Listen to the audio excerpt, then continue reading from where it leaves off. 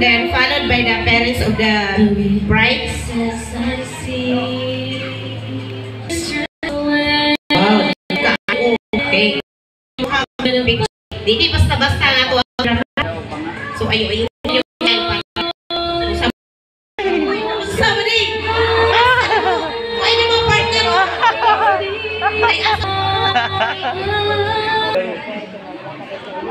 o nindot kayo. Parents of the newlywed, please prepare. Dito na mo. Dito na.